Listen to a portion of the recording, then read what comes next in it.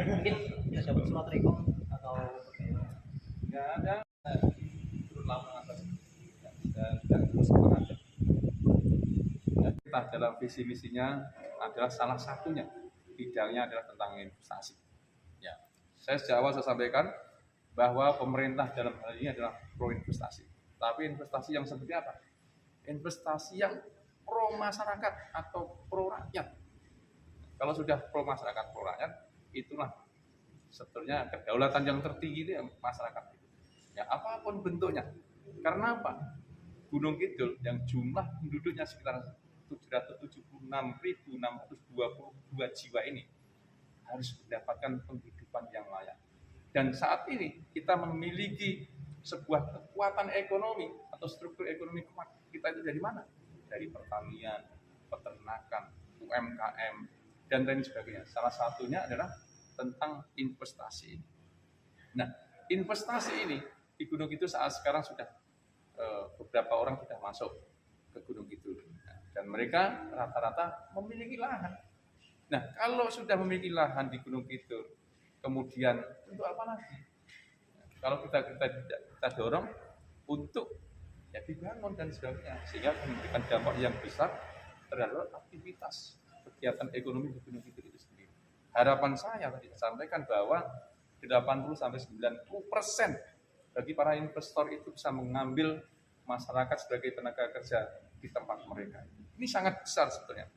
Nah, kalau terjadi pro dan kontra, saya katakan, ini sesuatu hal yang biasa. Ya, terjadi dimanapun, tidak hanya di Gunung Kidul sendiri. Tetapi, sekali lagi, pemerintah dengan peraturan perundang yang berlaku harus dilalui, harus ditepati. Dan jangan keluar dari koridor-koridor regulasi yang seperti itu.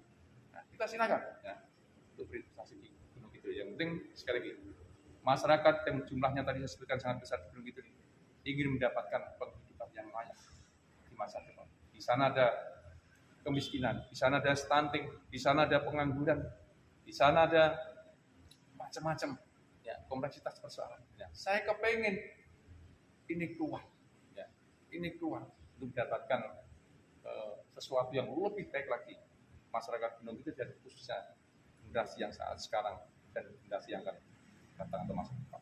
Nah, kalau investasi dari Raffi Ahmad sendiri sudah mulai izin atau belum?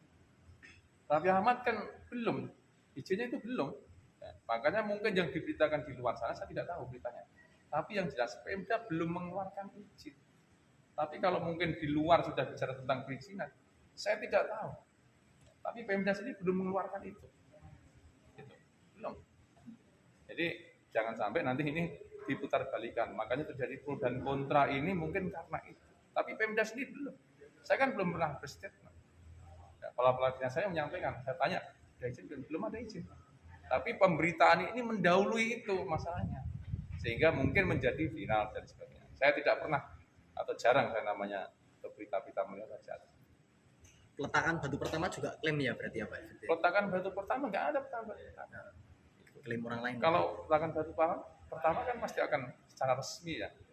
Dan di tempatnya itu kan masih kosong nggak usah. Pada saat saya ke sana, saya ikut ke sana waktu itu gunungan biasa. Dan di sana itu hanya kita ingin melihat dari ketinggian, oh gunung itu indahnya seperti ini. Hanya itu saja. Jadi peletakan batu pertama belum ada. Petisinya aja belum ada. Terkait petisi itu sampai 30.000 lebih. Mereka menolak kawasan khas untuk dirusak. Mungkin Saya tanggapannya seperti apa? menghormati terhadap petisi-petisi dari rekan-rekan yang berada di luar sana. Kawasannya bukannya tidak bisa dimanfaatkan sebagai kawasan ekonomi. Kalau itu semua nanti digeneralisir sebagai kawasan kemudian kita tidak bisa membangun, terus masyarakat Gunung Kidul akan dibawa kemana? Yang memiliki potensi aset yang sangat besar seperti ini. Toh di sana ada tata ruang. Oh ini bisa, oh ini tidak, ini bisa, tidak. Yang pas, yang tempat-tempat itu yang memang tidak bisa. Tetapi di sisi lain, di tempat-tempat yang lain, kalau kita melihat tata ruang kita, bisa dilakukan. Bisa. Tadi saya katakan, ini demi kepentingan yang lebih besar. Masyarakat Gunung Kidul, yang jumlahnya 776.622 jiwa itu. Itu yang harus diselamatkan masa depan. Kita berpikir seperti itu. Oke? Cukup.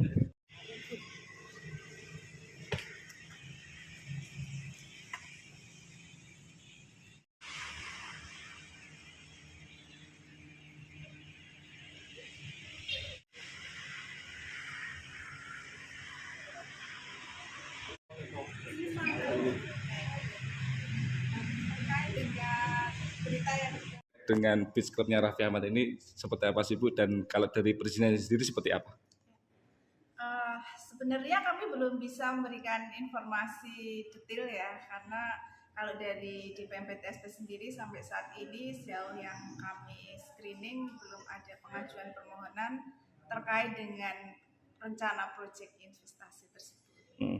Sejauh ini sudah pernah ada komunikasi belum Bu dari pihak pengembang atau dari Raffi Ahmad dengan terkait perizinan sendiri itu seperti apa?